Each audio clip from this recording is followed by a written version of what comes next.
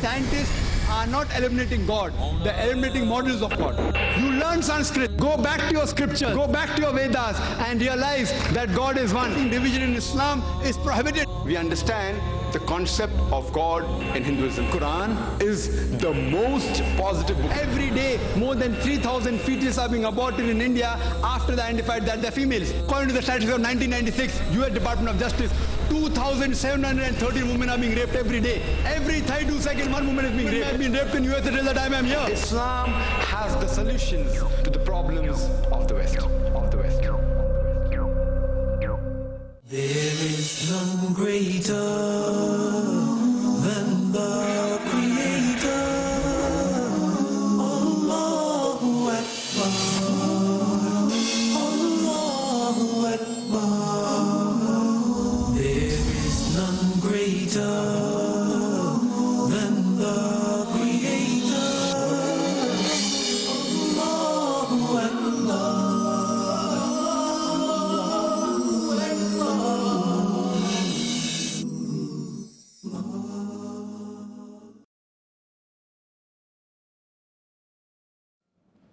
ثم كلا سيعلمون ألم نجعل الأرض مهادا والجبال أوتادا وخلقناكم أزواجا وجعلنا نومكم سبعا شدادا وجعلنا نومكم سباتا وجعلنا الليل لباسا وجعلنا النهار معاشا وبنينا فوقكم سبعا شدادا وجعلنا سراجا وهاجا وأنزلنا من المعصرات ماء ثجاجا لنخرج به حبا ونباتا وجنات ألفافا إن يوم الفصل كان ميقاتا إن يوم الفصل كان ميقاتا يوم ينفخ في الصور فتأتون أفواجا وفتحت السماء فكانت أبوابا وسيرت الجبال فكانت سرابا إن جهنم كانت مرصادا للطاغين مآبا لابثين فيها أحقابا لا يذوقون فيها بردا ولا شرابا إلا حميما وغساقا جزاء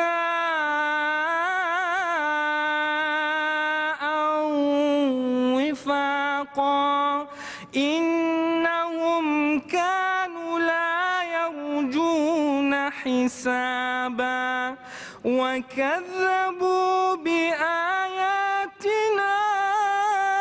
كذابا وكل شيء أحصيناه كتابا فذوقوا فلن نزيدكم إلا عذابا إن للمتقين مفازا حدائق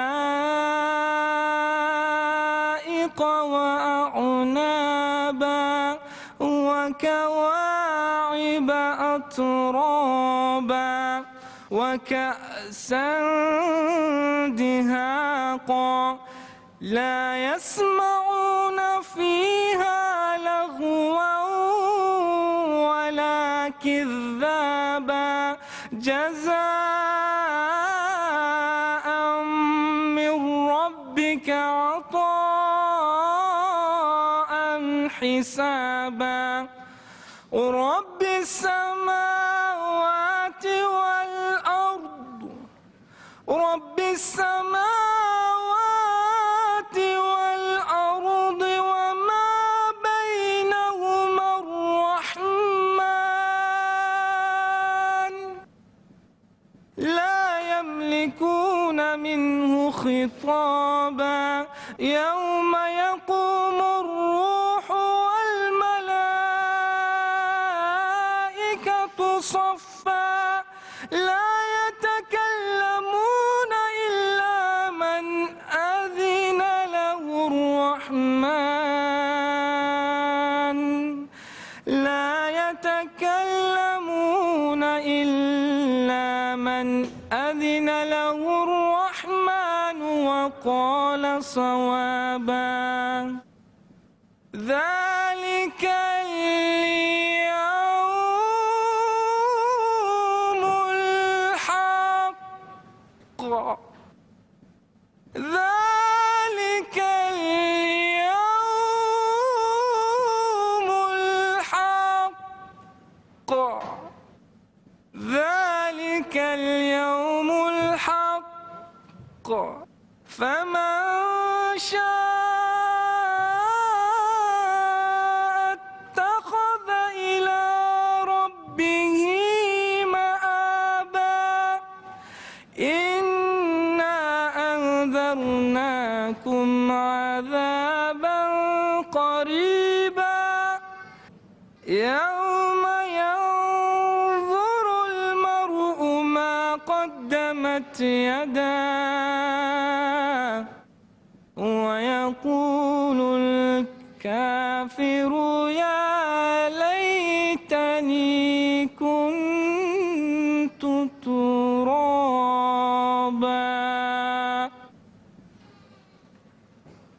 صدق الله العظيم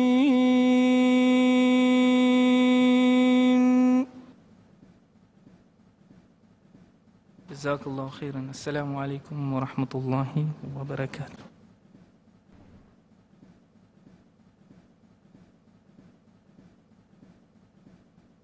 Alhamdulillah. Wassalatu wassalam. Ala Rasulillah wa ala ali wa sahbihi ajmain. Amma ba'd. A'udhu billahi minash shaitanir rajim. Bismillahir rahmanir rahim. Ikra bismi rabbikal ladzi khalaq. Khalaqal insana min alaq. Ikra wa rabbukal akram. Alladzi 'allama bil kalam. 'Allamal insana ma lam ya'lam. Rabbi shrah li sadri wa yassir li amri wahlul 'uqdatam min lisani yafqahu qawli.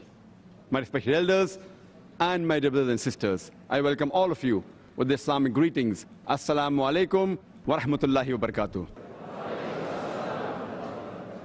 May peace, mercy and blessings of Allah subhanahu wa ta'ala be on all of you.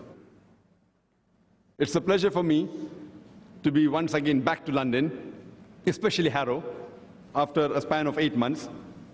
The topic of this evening's talk is seeking knowledge in the light of Islam. Your children are an amana.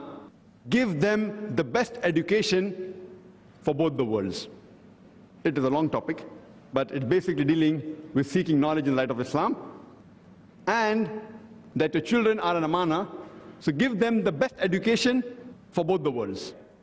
Allah subhanahu wa ta'ala, in the glorious Quran, the first guidance that He gave to the whole of humankind, it was not to pray, it was not to fast, it was not to perform Hajj, but the first guidance given by Allah subhanahu wa ta'ala in the glorious Quran to the whole of humankind was Iqra. It was to read, it was to recite, it was to proclaim. And I start my talk by quoting a few verses from the Quran, from Surah Iqra, chapter number 96, verse number 1 to 5, where Allah says, Iqra bismi rabbika allazi khalaq, khalaqal insana min alaq, Iqra wa rabbukal akram, allazi alama bil kalam, allama al insana ma alam ya'lam. Which means read, recite, and proclaim in the name of thy Lord who has created the human beings from something which clings, a leech-like substance. Read, the Lord is most bountiful. He who has taught the use of pen has taught men that which he knew not. Though Allah subhanahu wa ta'ala has given us the first guidance in the glorious Quran that we should read, but unfortunately, we realize that the Muslims, in the Muslim community, everyone does not read. And those Muslims who are involved in acquiring knowledge, in reading, they don't read as per the guidance of Allah subhanahu wa ta'ala. Allah does not say only read, Allah says, Iqra bismi rabbika allazi khalaq. Read in the name of thy Lord. So when we read, when we acquire knowledge, we should acquire knowledge in such a way that we come closer to our Creator, Allah subhanahu wa ta'ala. If the knowledge does not bring you closer towards your Creator, towards your Rabb, then that knowledge is not useful for the Akhirah. And our beloved Prophet, Muhammad sallallahu alaihi wasallam said, it's a Sahih Hadith, which is mentioned in Ibn Majah, Hadith number 224, our beloved Prophet said, Talabul ilmi, seeking knowledge, Faridatun ala kulli Muslim, is obligatory on every Muslim. Seeking knowledge is obligatory on every Muslim, man or woman. It's compulsory that every Muslim should acquire knowledge.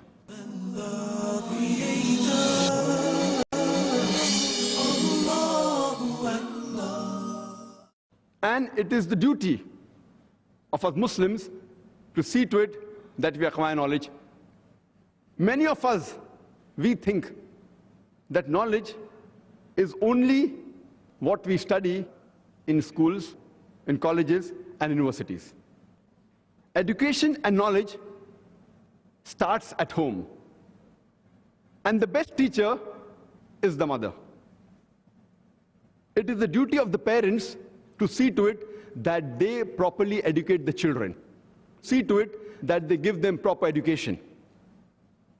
Because the child, when he or she is born, they are not responsible for the environment in which they are born.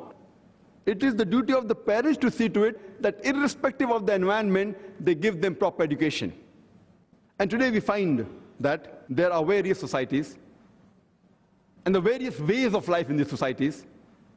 We have the Islamic way of life, we have the Western way of life, and we have a variety of different ways of life. As far as Islam is concerned, Islam is a complete way of life. It caters both to the spiritual aspect of the soul as well as the physical aspect of the body. And Allah says in the Quran in Surah Ma'idah, chapter number 5, verse number 3, on this day have I completed your religion for you, and have completed my favor for you, and have chosen for you Islam. So once Islam is completed, nothing new can be added or subtracted from it. Our deen is complete. So as far as the way of life is concerned, Islam is a complete way of life.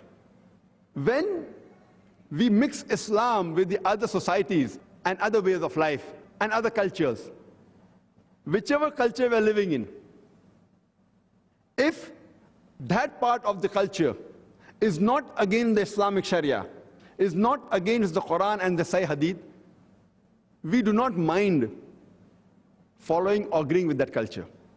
But if that culture, if that society goes against Quran and Sahih Hadith, we should not follow it. Islam is number one.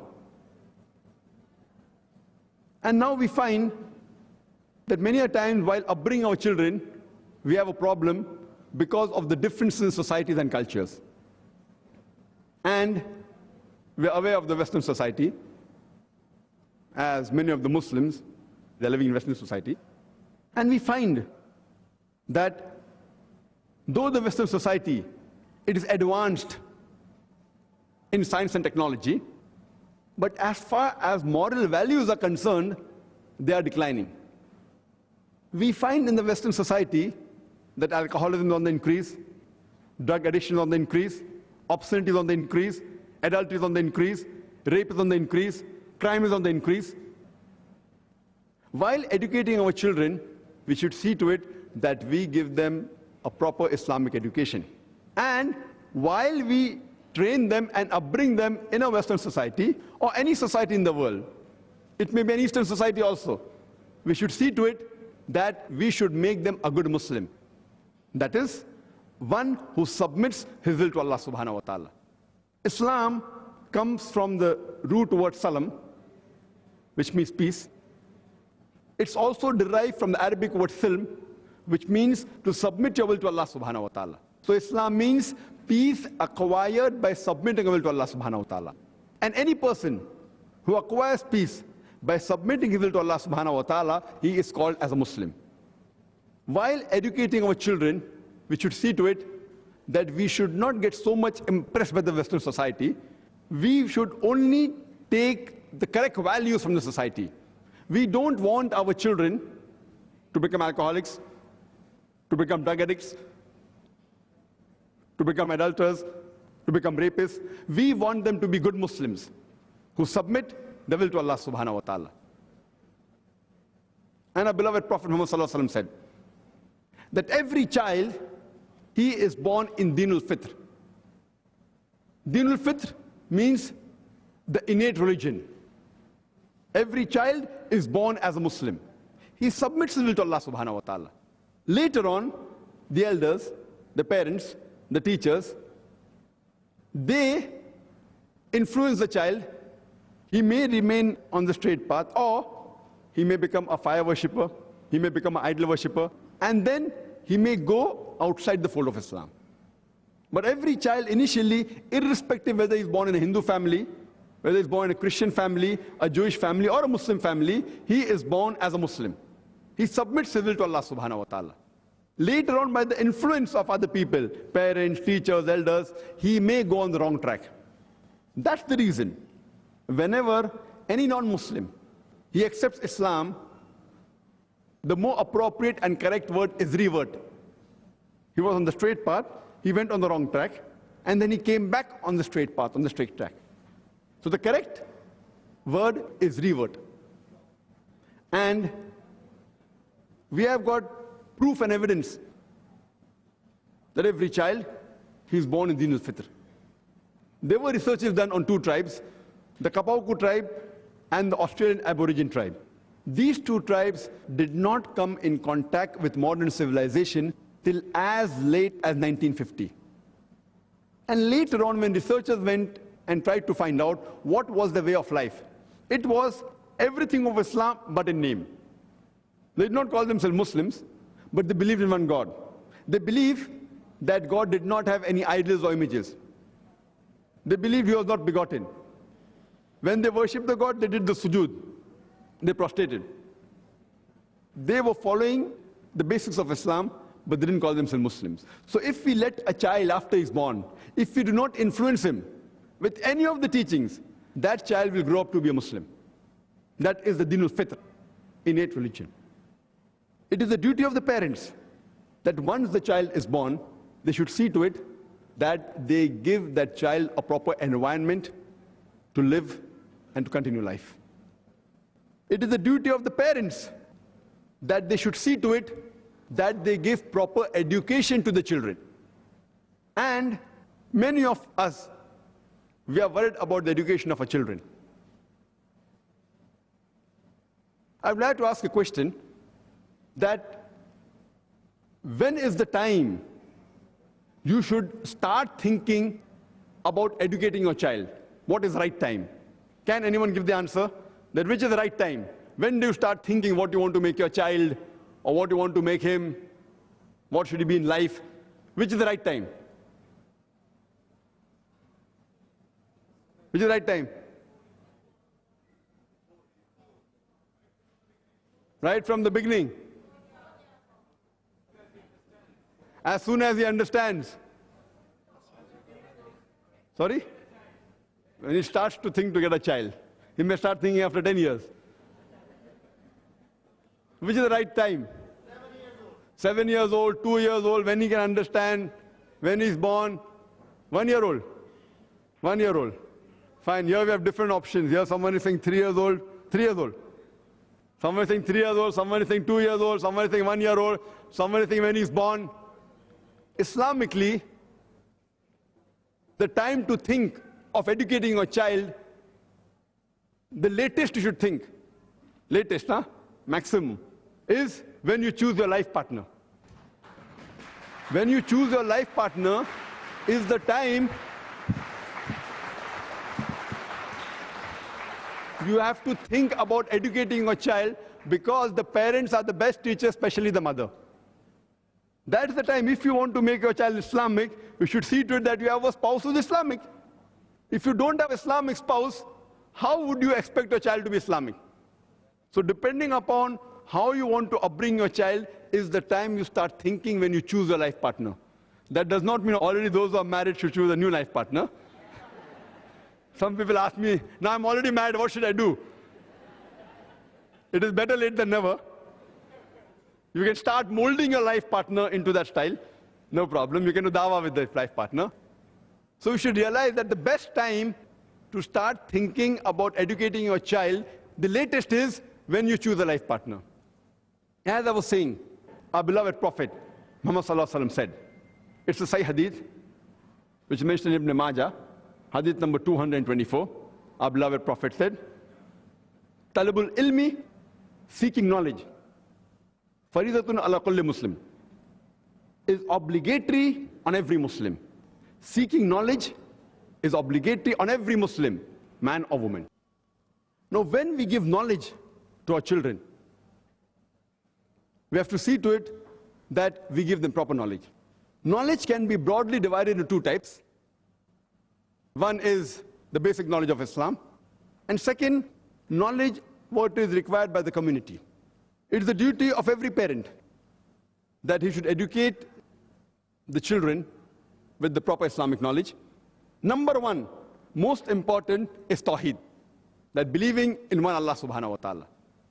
And we should not associate partners with anyone to Allah subhanahu wa ta'ala. Allah subhanahu wa ta'ala should not be associated with anyone else. Tawheed, number one. Then all the pillars which most of us know, but we should impart it in the right way to our children. About salah, about zakat, about hajj, about fasting. It's very important. And, but natural, knowledge of the Quran. This Quran is the last and final revelation of Allah subhanahu wa ta'ala, which was revealed to the last and final messenger Prophet Muhammad, peace be upon him. Yesterday in Bradford, I had a talk on Al-Quran, should it be read with understanding? And I told there that the best gift that a parent can give to the child is the Quran, and make the child understand the Quran. Most of us Muslims, we teach our children to read Arabic. They can read Arabic, but they can't understand. If we teach them the language of the Quran, the Arabic as a language, that is the best gift you can give. And inshallah, towards the end of my talk, I will deal and discuss with that in detail.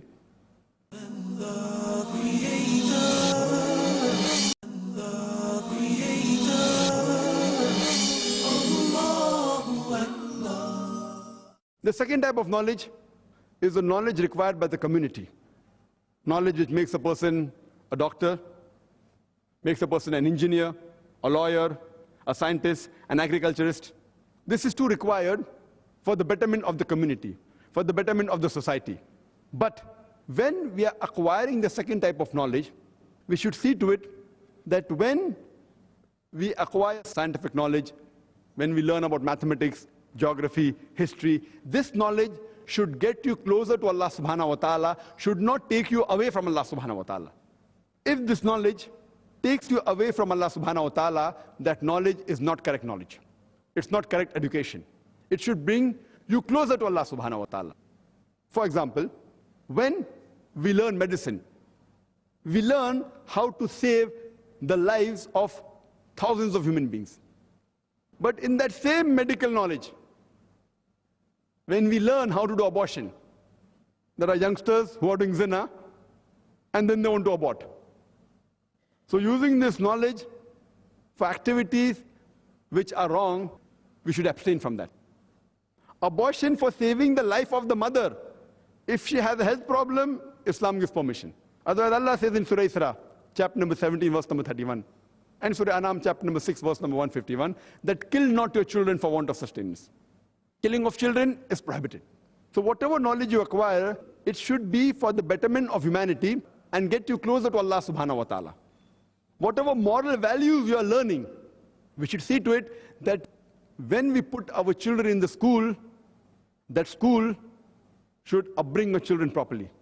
Imagine if we put our children in the convent school, many of whose values don't match with the value of Allah subhanahu wa ta'ala.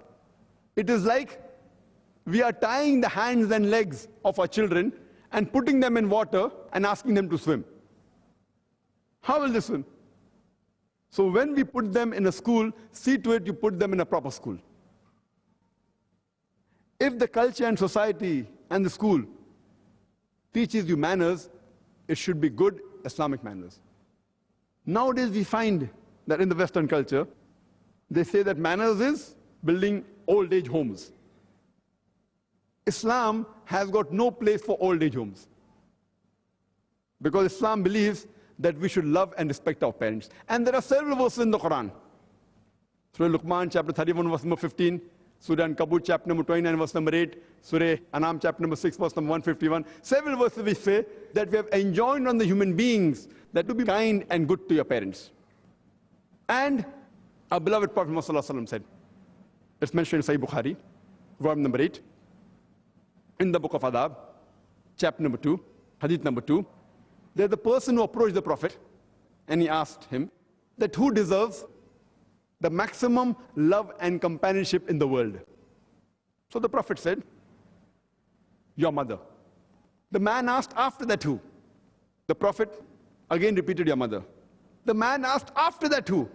Again the Prophet said for the third time your mother. The man asked after that who? Then the Prophet said your father. 75%, 3/4 of the love and companionship goes to the mother, 25%, 1/4 goes to the father. In short, mother gets the gold medal, she gets the silver medal, as well as the bronze medal. The father has to be satisfied with the mere consolation prize. So Islam teaches that we have to love our parents, and especially as far as companionship is concerned, the mother gets 3 times more. So in Islam, there is no place for old age homes. So whatever manners and etiquettes that we teach our children, it should be in line with what our Creator Allah subhanahu wa ta'ala wants. And we find today that Muslims are in the firing line. We find that Muslims have become backward as far as science technology is concerned, as far as education is concerned.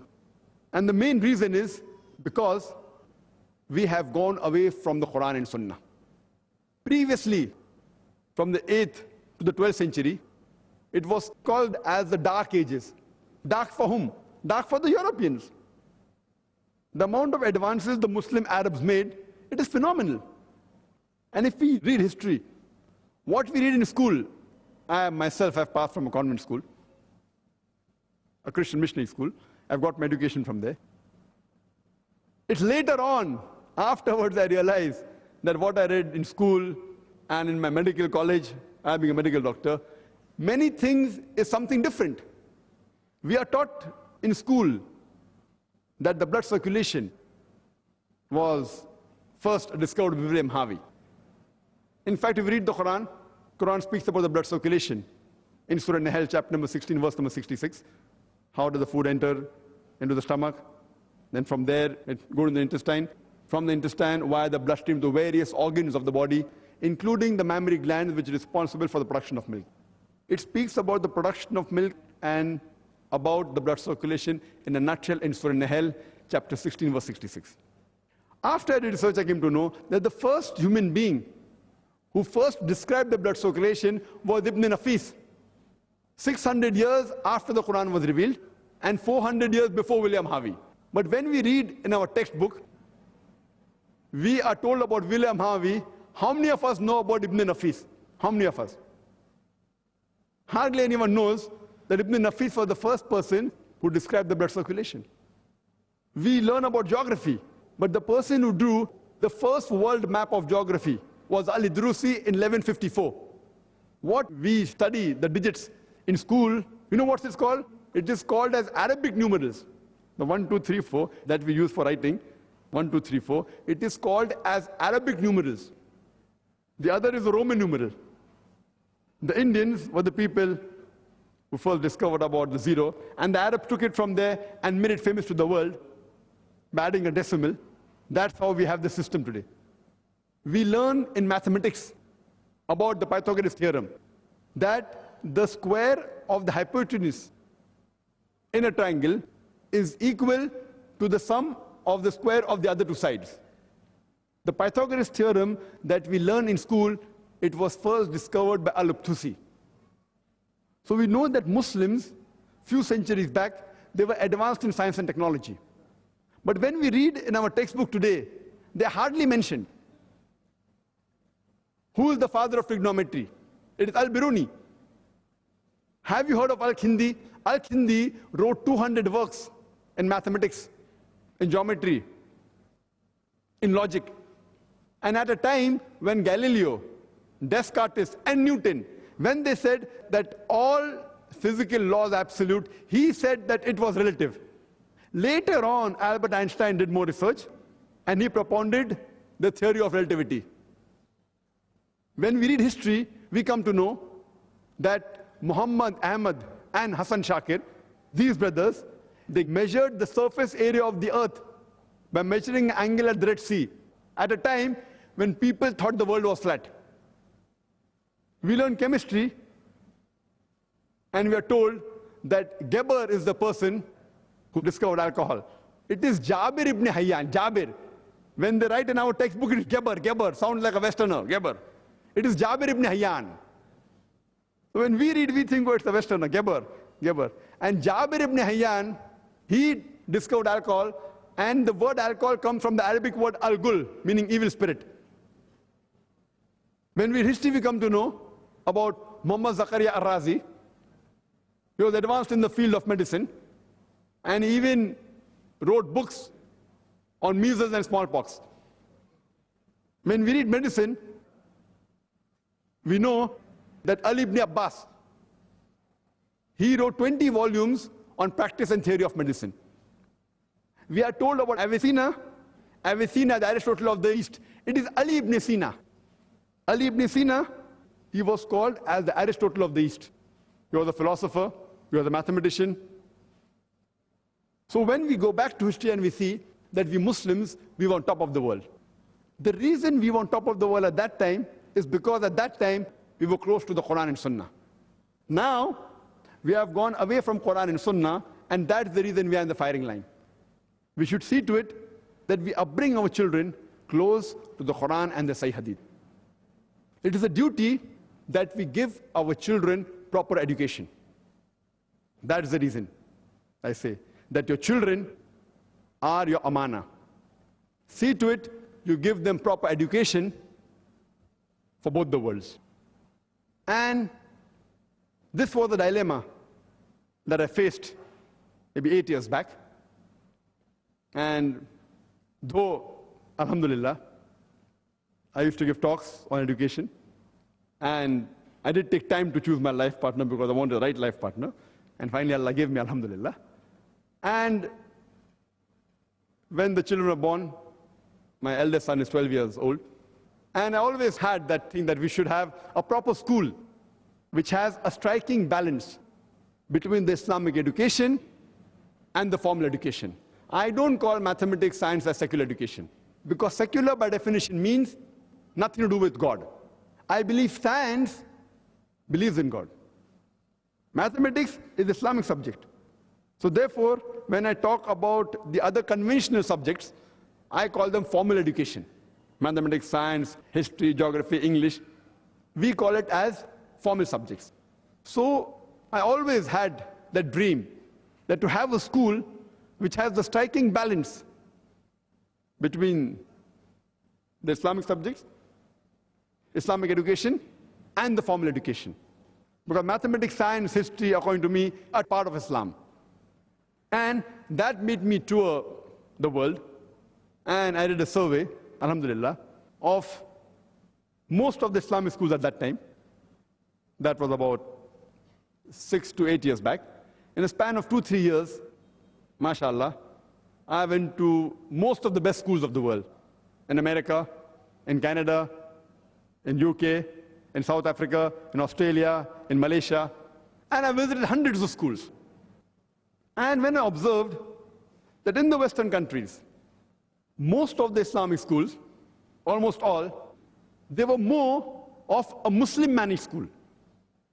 Muslim-managed school means the management was Muslim, but I would not call them as Islamic schools. Because we realize that in the Western world, there is a fear of alcoholism, of drug addiction, about obscenity. So in these schools, we found that the dress code that the students wore, they were Islamic hijab, mashallah. They had a time for prayer, for salah, alhamdulillah. There was no alcohol, there was no drug, alhamdulillah. So that was what was called as Islamic school. Where back in India, most of the Muslim-managed schools, they have the Islamic dress code. You can offer salah. There's no alcohol, there's no drug. So I did not find something new.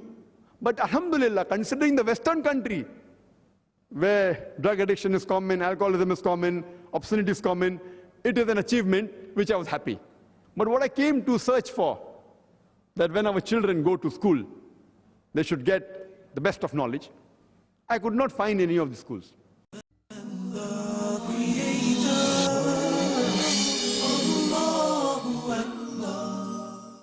We have now the Muslim Ummah rather divided into two types of education. One type of education, when we have secular education, they acquire the so-called secular education, which are called as formal education.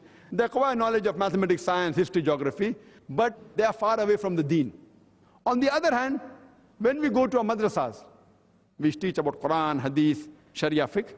Alhamdulillah, may Allah give them reward. But they are unaware of mathematics, science, history, geography. So we wanted a balance between the two, to have the best of both, which, when we visited most of the schools that I visited, now the thing is changing.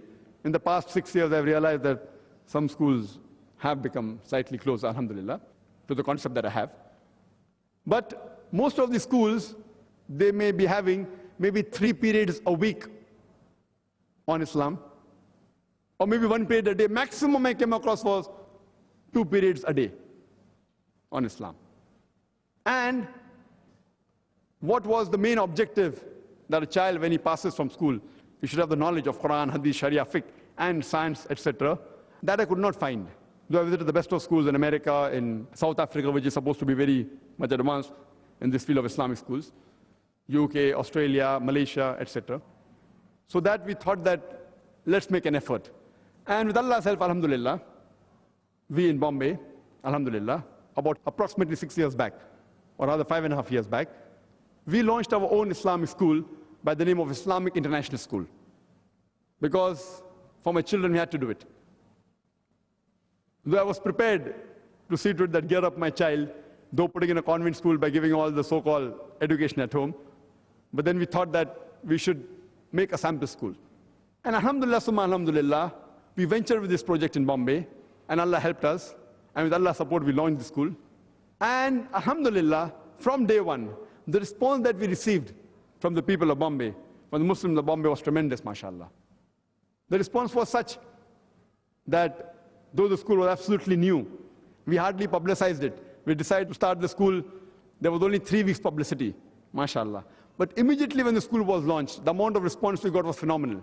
And it was overwhelming that ministers, they phoned our school to see to it that some of their friends get admission to the school. It was good, mashallah. You will hardly find a minister phoning a madrasa and telling that, I want a seat in your madrasa. We find that in the convent school. In India, mostly the convent school, the ministers phone. and they try and use the influence. But alhamdulillah, we are very strict as far as admission criteria is concerned. We are very strict with the guidelines. And unless a person fulfills our guidelines, let him be a minister's son also, we won't give admission, alhamdulillah. The difference that is there, that we appreciated that the movement that was started by many of the philanthropists and educationists throughout the world, it was a good movement, at least giving them an environment of Islam. So I was really happy that in the Western countries, whether it be USA, UK, there were schools in which a child could at least practice Islam. But in the school that we launched, we had a different system we had, that I wanted a striking balance that when a child passes the 10th standard, he should become at least an average alim when he passes from Darul Ulum, as well as be able to compete with the best of convent schools in that city. That was the aim. And with that target, we started the school. And we did many unconventional things, which people told it's not possible, but alhamdulillah, with Allah's help, we did it. The timing of a school is quite long. It starts from 8 o'clock to 4:30. For nursery, it is less. We started school from nursery, from the age of 3. And the first year, we had nursery, junior KG, senior KG, and first standard, only 4 classes, only 4 grades. And the timing from first onwards, first upwards, is from 8 o'clock to 4:30. And people said the timing is too long. Students won't be able to take it. But alhamdulillah, we divide the day into 12 periods, each of 35 minutes. On an average, 2 periods every day are for extracurricular activities. Martial arts, whether it be taekwondo, judo, swimming, whether it be computers, and all the extracurricular activities, on an average, 2 periods a day. Every child, it's compulsory, should learn swimming, taekwondo, judo, martial arts, for the boys, football, etc. And the balanced 10 periods, 5 periods are in English and 5 in Arabic. Our school has a dual medium of instruction, English and Arabic. Arabic is the language of the Quran. It's the language in which the last and final revelation was revealed. I realize the drawback, that because our parents did not think it important that we should learn Arabic as a language, we know it's a drawback, even today. So we want to see to it that our children, our next generation, they should know Arabic as the mother tongue. So 5 periods are in Arabic, 5 are in English. But naturally, the 5 periods that are then Arabic, they're Islamic, whether it be Arabic language, whether it be hifz, whether it be tilawat, whether it be hadith, whether it be Quran tafsir, and all the Islamic studies that we have, when we give the tafsir of the Quran, it's not in English or Urdu. Like back home in India, Pakistan, we have the Islamic studies in Urdu. In the Western countries, we either have in Urdu or we have in English. There, we have in Arabic, Arabic to Arabic. So the child, from the age of 3, when he joins nursery school, he starts learning Arabic. When we teach him A for Allah, B for Bismillah, along with that, min alif asadun, min ba baitun, min ta tufahun.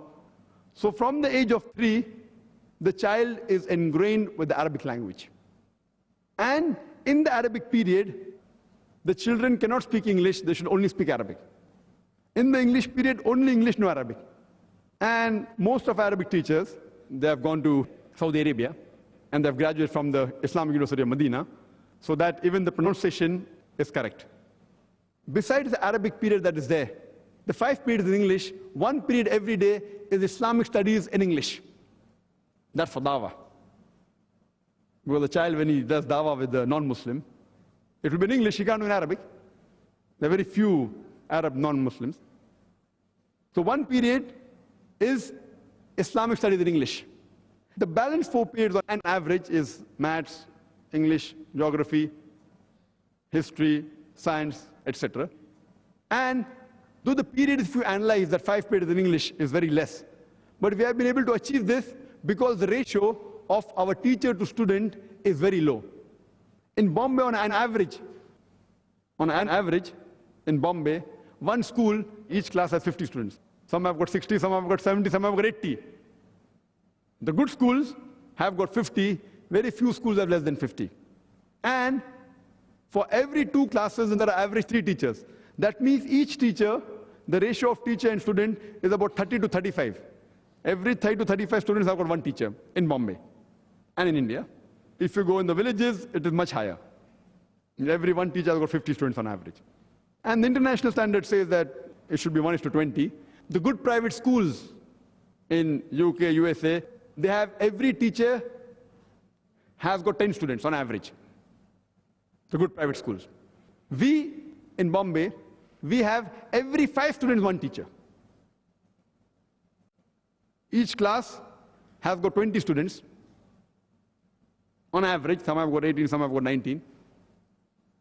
But at times, for example, when there are classes of Hifz, so in that class of 20 students, there will be 5 Qurras coming in, Qaris. So each batch will have about 4 students.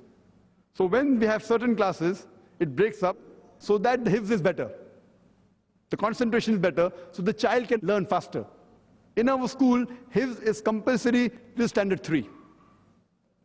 Till standard 3, the child in nursery, junior KG, he starts Yassan al-Quran. He does the Nazar of the Quran in senior KG, starts doing Hifz in senior KG.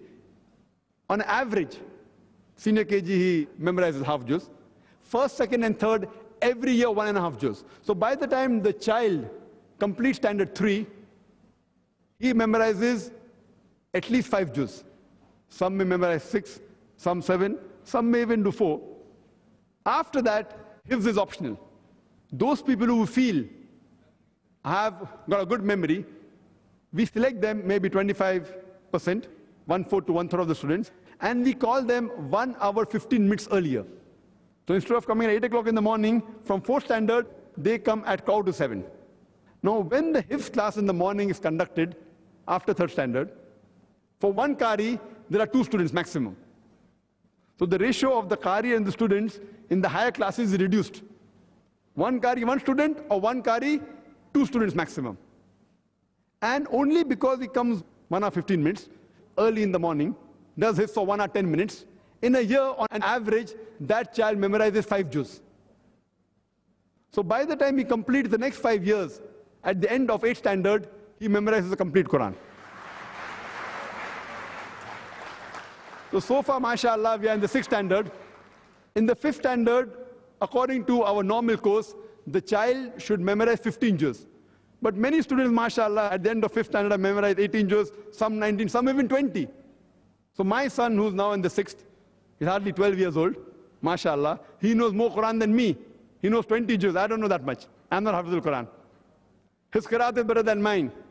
He can understand Arabic better than me. He can understand the Quran directly. I can't. So we want every child in our school to be better than what I was when I was in school. And inshallah, minimum, every child in our school, minimum, is 100 times better than what I was when I was a child.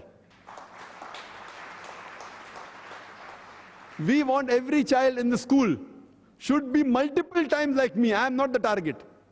I am not the aim. I am not the sample. We want them to be multiple times better. So what we could not get in our childhood, and with Allah's help, alhamdulillah, whatever we achieved, we feel that if we educate our children in the right way, right from the childhood, inshallah, you will find a change in the next generation. Scientists are not eliminating God, they're eliminating models of God. You learn Sanskrit, go back to your scripture, go back to your Vedas and realize that God is one. Division in Islam is prohibited. We understand the concept of God in Hinduism. Quran is the most positive book. Every day, more than 3,000 fetuses are being aborted in India after they identified that they're females. According to the statistics of 1996, US Department of Justice, 2,713 women are being raped every day. Every 32 seconds, one woman is being raped. I've been raped in US until the time I'm here. Islam has the solutions to the problems of the West. There is none greater than the Creator. Allahu Akbar. Allahu Akbar. There is none greater than the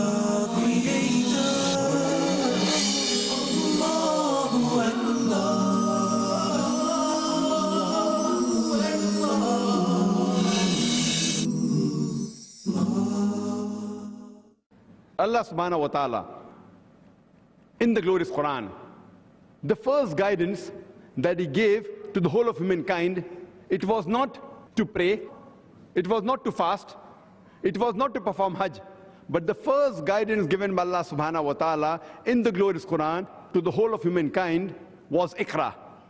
It was to read, it was to recite, it was to proclaim. It's compulsory that every Muslim should acquire knowledge. Education and knowledge starts at home. And the best teacher is the mother. We find in the Western society that alcoholism is on the increase, drug addiction is on the increase, obscenity is on the increase, adultery is on the increase, rape is on the increase, crime is on the increase. While educating our children, we should see to it that we give them a proper Islamic education. That's the time, if you want to make your child Islamic, you should see to it that you have a spouse who's Islamic. If you don't have an Islamic spouse, how would you expect your child to be Islamic? So depending upon how you want to upbring your child is the time you start thinking when you choose your life partner.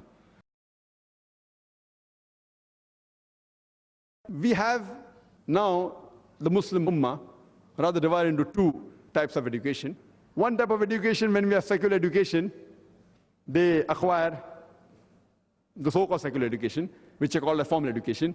They acquire knowledge of mathematics, science, history, geography, but they are far away from the deen. On the other hand, when we go to our madrasas, we teach about Quran, Hadith, Sharia, Fiqh. Alhamdulillah, may Allah give them reward. But they are unaware of mathematics, science, history, geography. So we wanted a balance between the two, to have the best of both, which, when we visited most of the schools that I visited, now the thing is changing. In the past 6 years, I've realized that some schools have become slightly closer, alhamdulillah, to the concept that I have. But most of the schools, they may be having maybe 3 periods a week on Islam, or maybe 1 period a day. Maximum I came across was 2 periods a day on Islam.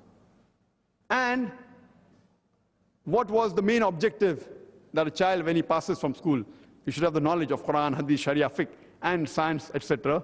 That I could not find. Though I visited the best of schools in America, in South Africa, which is supposed to be very much advanced in this field of Islamic schools, UK, Australia, Malaysia, etc. So that we thought that let's make an effort.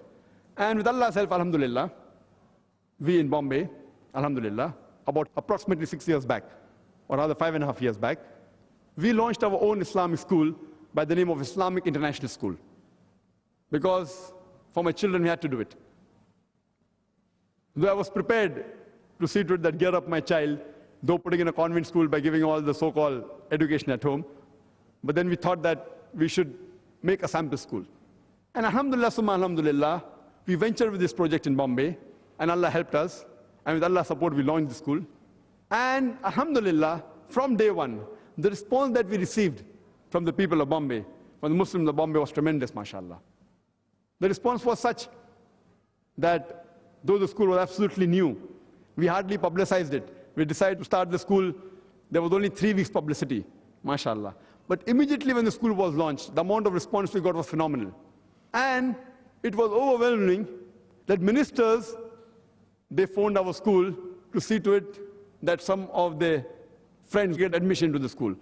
It was good, mashallah. You will hardly find a minister phoning a madrasa and telling that, I want a seat in your madrasa. We find that in the convent school.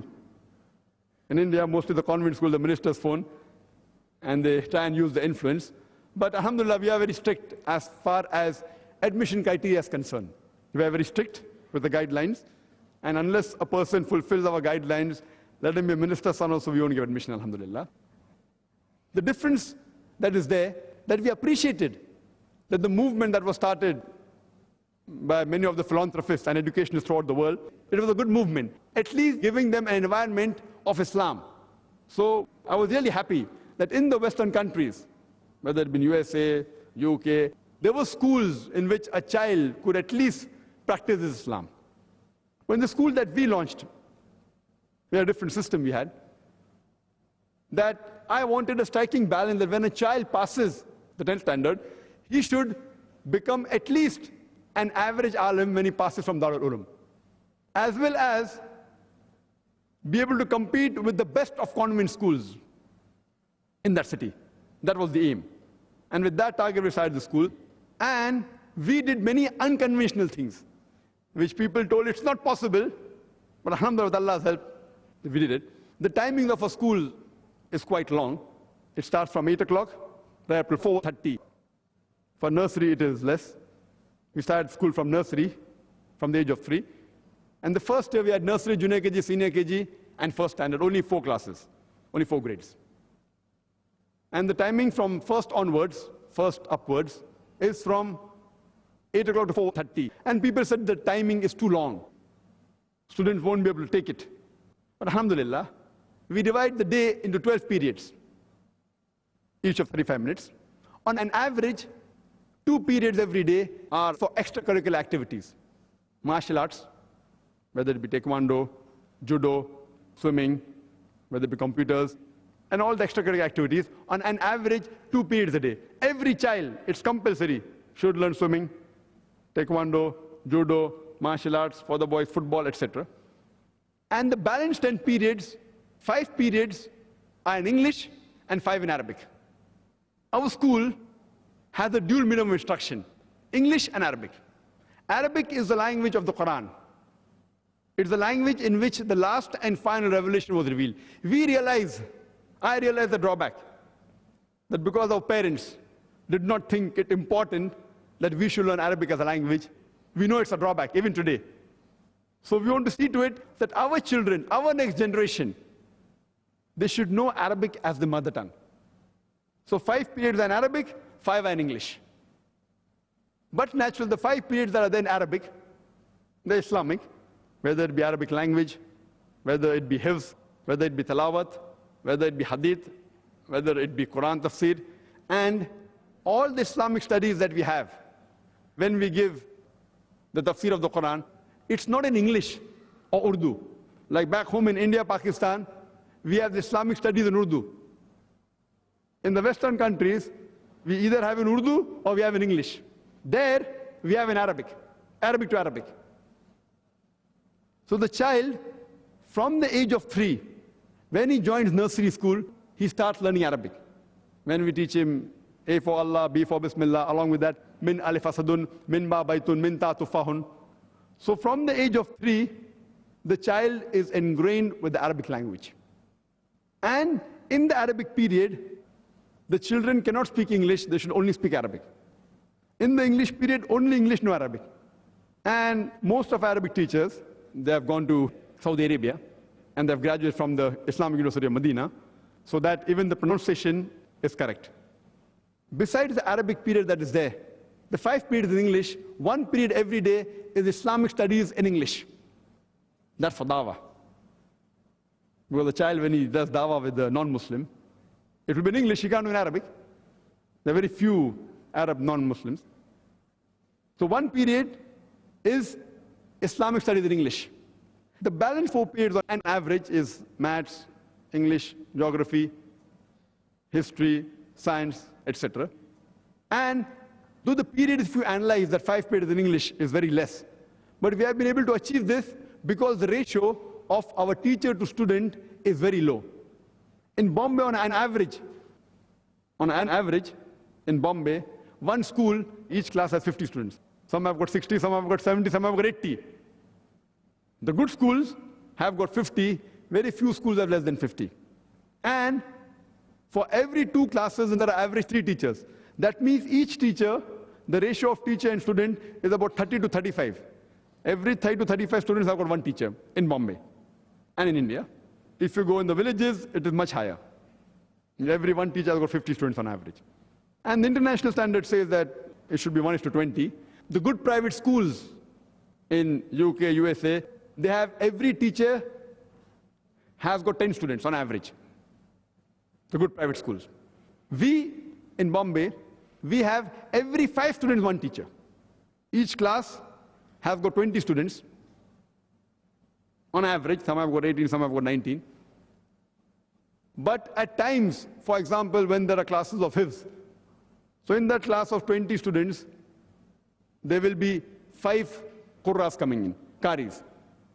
So each batch will have about 4 students. So when we have certain classes, it breaks up so that the hifz is better. The concentration is better, so the child can learn faster. In our school, hifz is compulsory till standard 3. Till standard 3, the child in nursery, junior KG, he starts Yasan al-Quran. He does the Nazar of the Quran in senior KG, starts doing hifz in senior KG. On average, senior KG, he memorizes half juz. First, second, and third, every year 1.5 juz. So by the time the child completes standard 3, he memorizes at least 5 juz. Some may memorize 6, some 7, some may even do 4. After that, hifz is optional. Those people who feel have got a good memory, we select them maybe 25%, 1/4 to 1/3 of the students, and we call them 1 hour 15 minutes earlier. So instead of coming at 8 o'clock in the morning, from 4th standard, they come at 7:15. Now, when the hifz class in the morning is conducted after 3rd standard, for one qari, there are 2 students maximum. So the ratio of the qari and the students in the higher classes is reduced. One qari, 1 student, or one qari, 2 students maximum. And only because he comes 1 hour 15 minutes early in the morning, does his for 1 hour 10 minutes, in a year, on an average, that child memorizes 5 juz. So by the time he completes the next 5 years, at the end of 8th standard, he memorizes the complete Quran. So far, mashallah, we are in the 6th standard. In the 5th standard, according to our normal course, the child should memorize 15 juz. But many students, mashallah, at the end of 5th standard have memorized 18 juz, some 19, some even 20. So my son, who's now in the 6th, he's hardly 12 years old, mashallah, he knows more Quran than me. He knows 20 juz. I don't know that much. I'm not Hafizul Quran. His qiraat is better than mine. He can understand Arabic better than me. He can understand the Quran directly. I can't.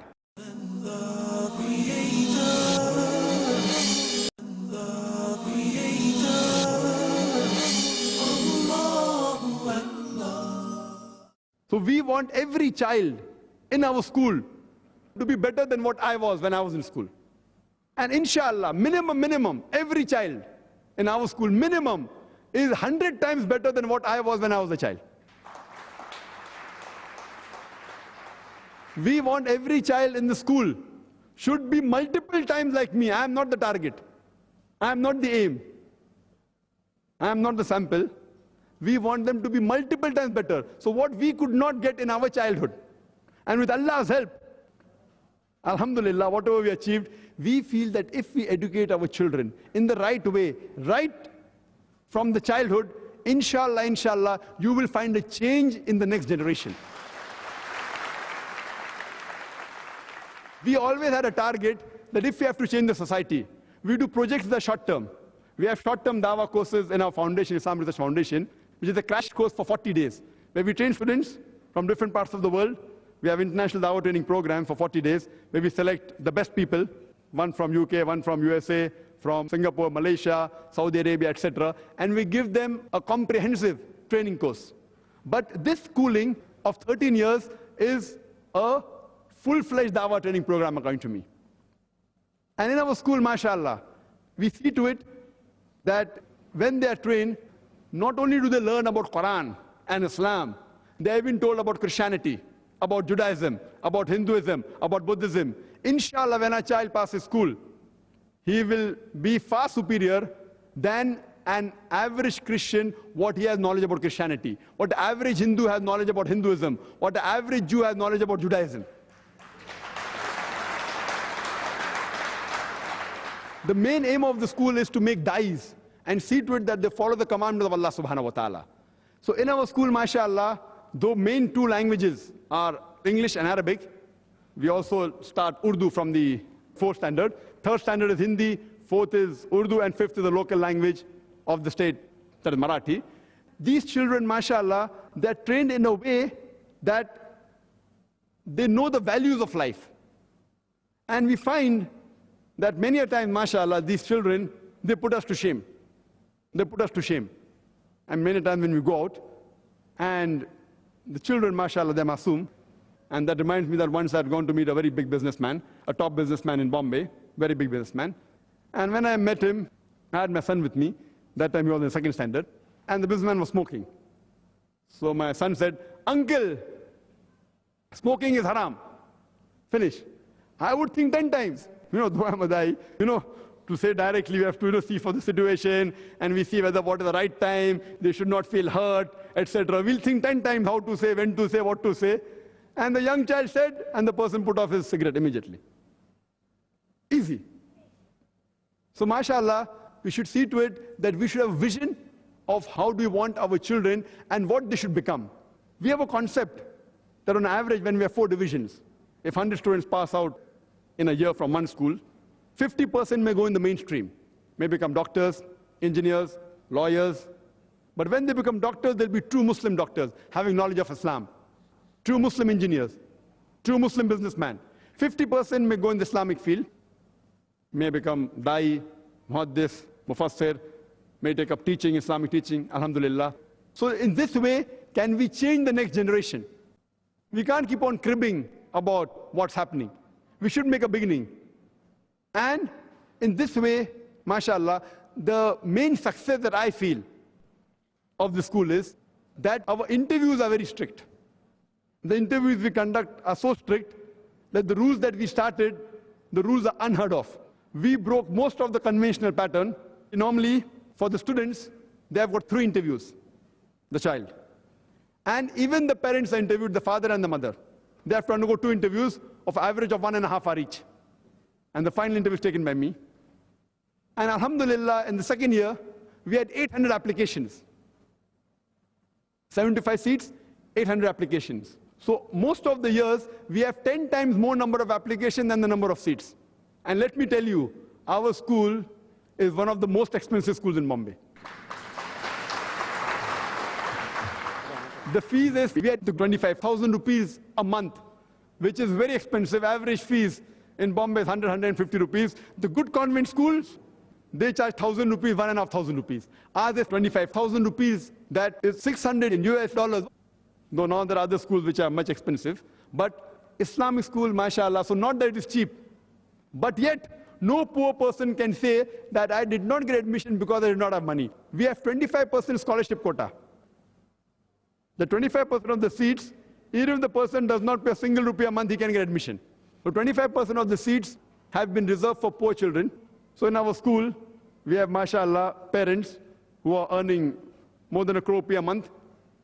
They may be millionaires there. They may be earning £1 million they earn. There are some students whose parents earn 3,000 rupees. But when we give scholarship, we transfer that amount of fees into the current account. So when they get the money, they come and pay full fees to the cashier. So even the cashier does not know who's the scholarship child.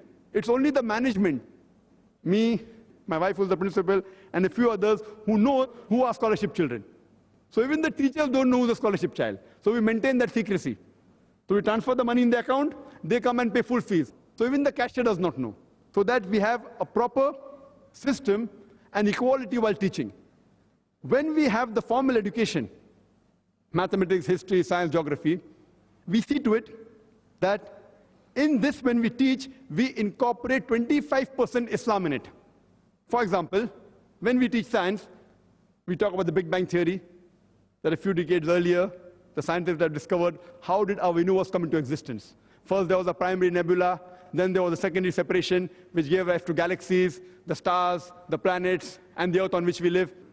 Then we say, this is mentioned in the Quran, 1400 years ago, in Surah Anbiya, chapter number 21, verse number 30. Avalam yara lazina kafaru.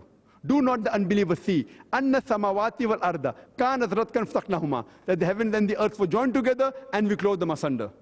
Now this, what the scientists have discovered recently, the Quran mentions 1400 years ago about the Big Bang.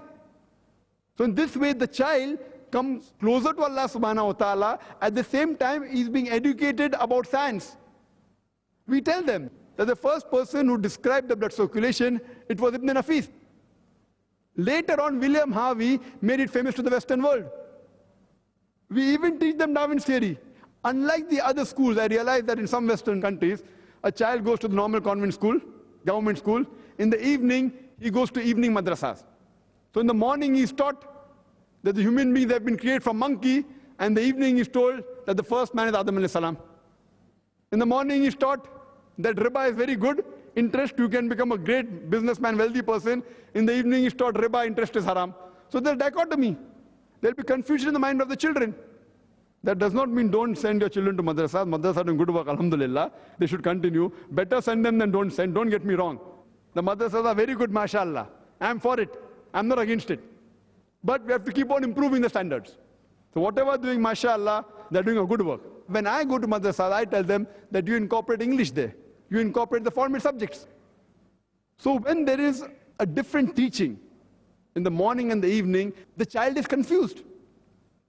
So when we teach science, we see to it that we incorporate and tell them even Quranic verses related to that.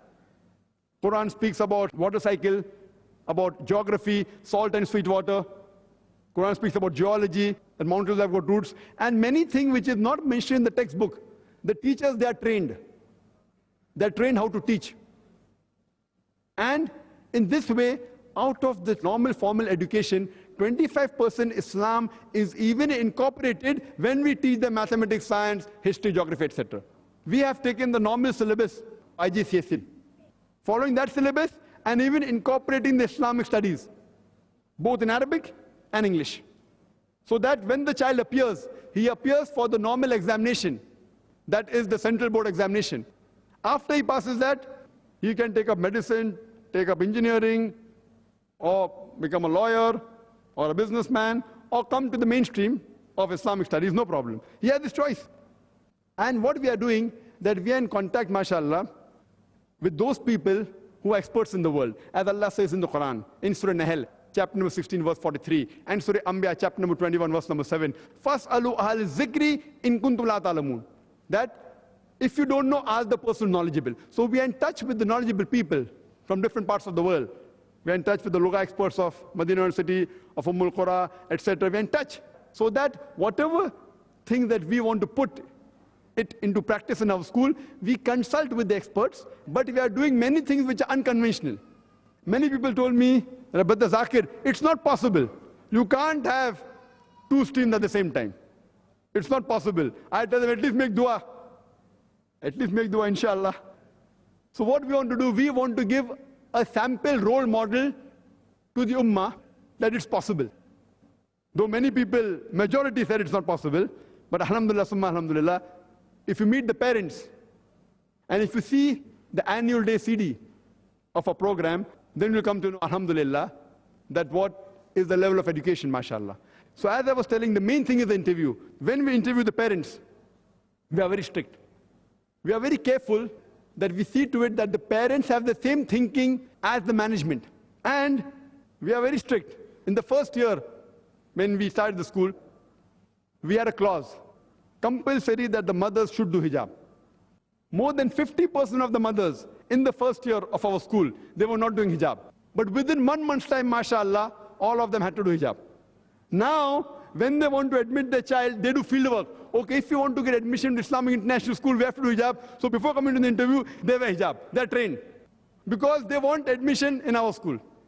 So they do a survey. What is the requirement of the school?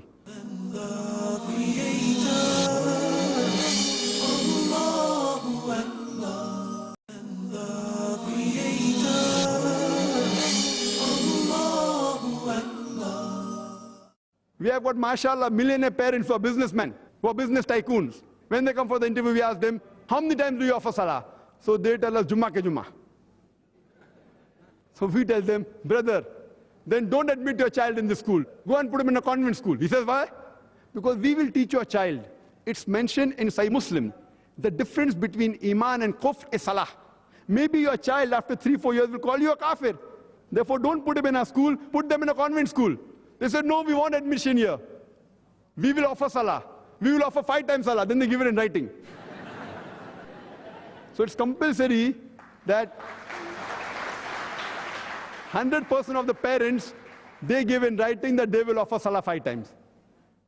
Believe me, we did not know that we could actually pressurize the parents or blackmail them.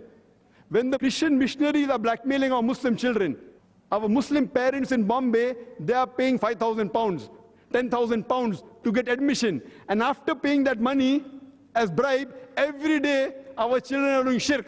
They are saying, Jesus Christ, peace be upon him, is God. So when the Christian missionaries can force them to do shirk, why can't we force to do something with this further? And believe me, we have been very successful. We know it is not allowed by this government and that government, but alhamdulillah, summa alhamdulillah. So, mashallah, even the multi-millionaire, he waits for the interview. We tell him the interview will take time. Be prepared at least 4 or 5 hours. And you will be interviewed for about 1.5 to 2 hours. And mashallah, we have a big questionnaire. And we explain to them the concept of the school. And we tell them that the satellite television is a big shaitan. So the cable TV, satellite TV should not be in your house. TV is not haram, but the cable TV, the satellite TV is a big shaitan. And normally we find that, we know that in the Western statistics, the average in America, a child sits in front of the TV for approximately 7 hours on average, more time than he spends in school. Even in India, they spend several hours. And what happened, when we say that if you want admission, you remove the cable TV. And mashallah, they have to do it, otherwise no admission.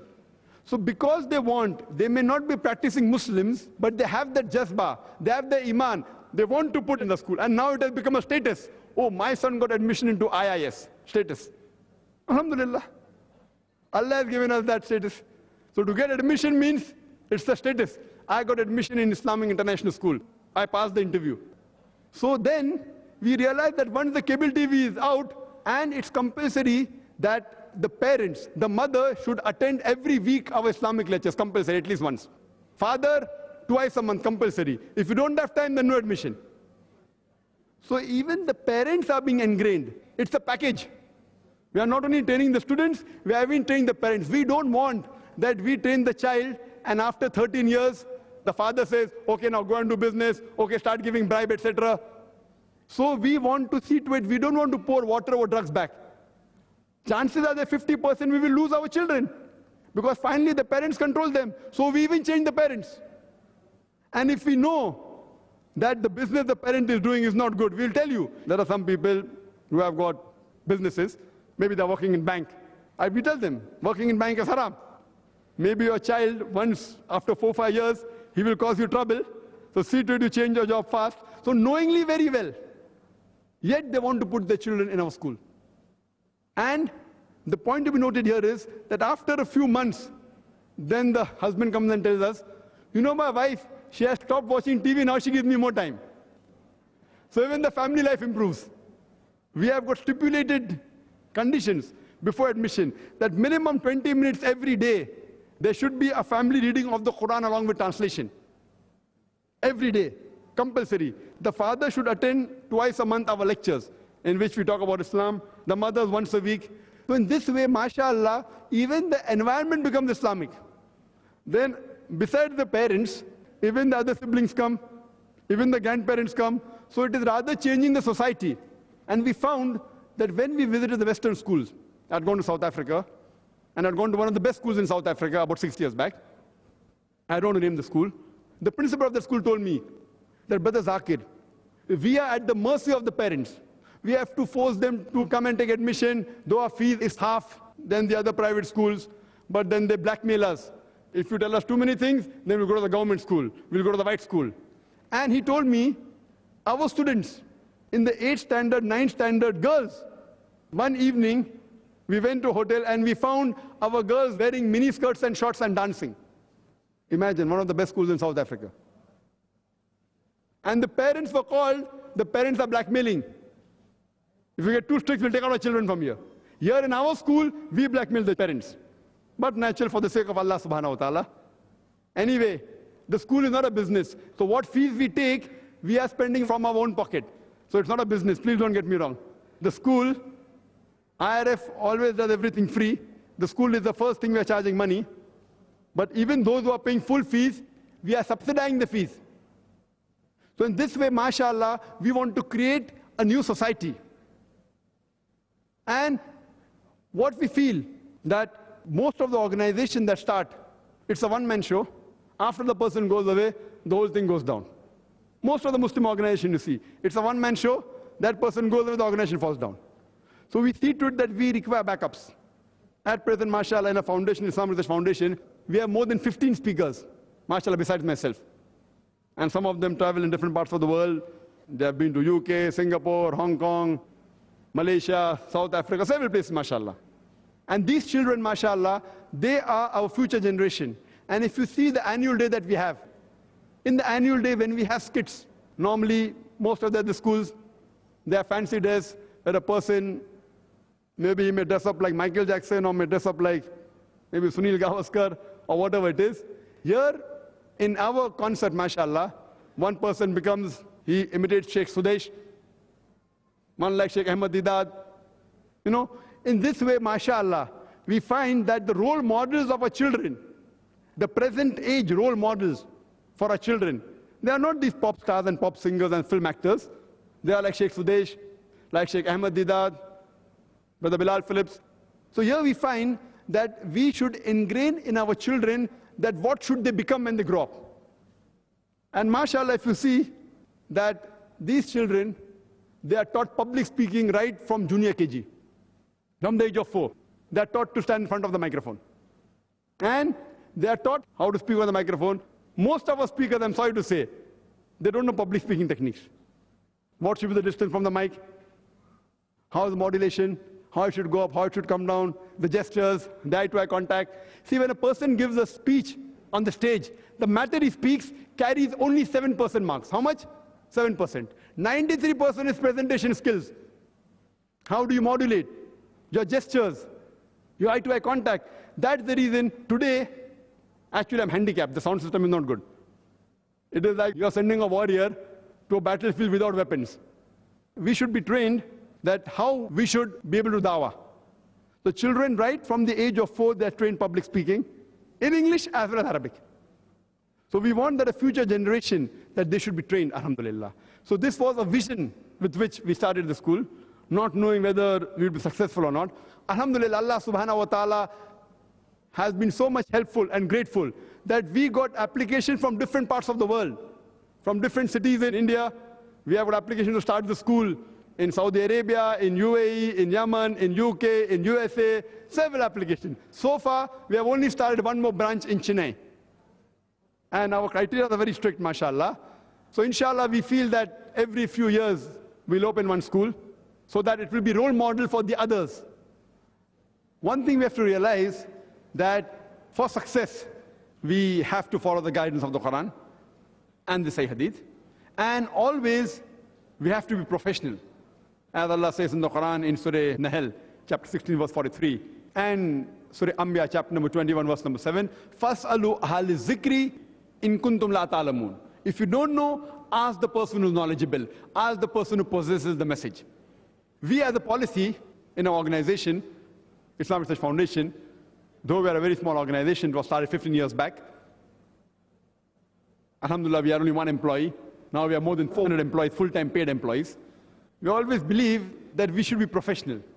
And all the people that we employ, mashallah, we have a policy that whatever they're drawing in Bombay, if they join our organization, we give them more. We don't believe that if you're getting about 20,000 rupees, so come here for 50%, 10,000 rupees for Allah's sake. If you're getting 20,000 rupees, we'll give you 25,000. If you're getting 30, we'll give you 35. If you're giving 50, we'll give you 60. But then you work, you strive in the way of Allah subhanahu wa ta'ala. I don't want the parents phoning me up, the Dr. Zakir Naik gave an Islamic lecture and now my son is earning half. If I give him more, even the parents are with me. Even in our school, Islamic International School, that as far as the teachers, we have got strict conditions even for the teachers. And initially, I'm a nightmare even for the parents. I'm a nightmare even for the teachers. We have so many rules and regulations. Someone called us the Al-Qaeda school. Qaeda means we have too many rules and regulations. And our teachers, mashallah, on an average, we interviewed about 2,500 teachers and selected less than 25, or 0.1% the selection. Similarly, for our qaris, the qaris we selected, we interviewed in different parts of India, Lucknow, Nadwa, various parts, Surat, our crew went. And there too, we interviewed more than 4,000 Qurras. And now we have about 40 Qaris we have. So our selection procedure, it is very strict. Less than 1% of the people we interview, we take them as our staff. And once we take the staff, we pay them more than what they get outside. We give an open ad in the newspapers that if selected, we will pay you more than what you're drawing. The ad says like that. If selected in our school, we will pay you more than what you're drawing. Irrespective of what you're earning, in any convent school, if you're teaching, we keep only Muslim teachers, mashallah. And here, the teachers, instead of coming for 5 days, they have to come 6 days a week. 5 days to teach our children. Our school works from Monday to Thursday and on Saturday. We have Friday and Sunday holidays, which was very difficult. Everyone objected initially that how is this unconventional Friday and Sunday? Nowhere do we have in the world. I said we have it in IIS. And mashallah, in the long run, it was beneficial. Now the children are fresh to study twice a week, on Saturday and Monday. In the normal school, they're fresh only on Monday. Here they're fresh twice a week, on Saturday as well as Monday. And in our school, we have got no homework. Whatever is taught in the school. If there are some children who take late admissions, and if they have missed on the Arabic, they have to come on Sundays. Extras from 8 to 1 every Sunday to catch up absolutely free.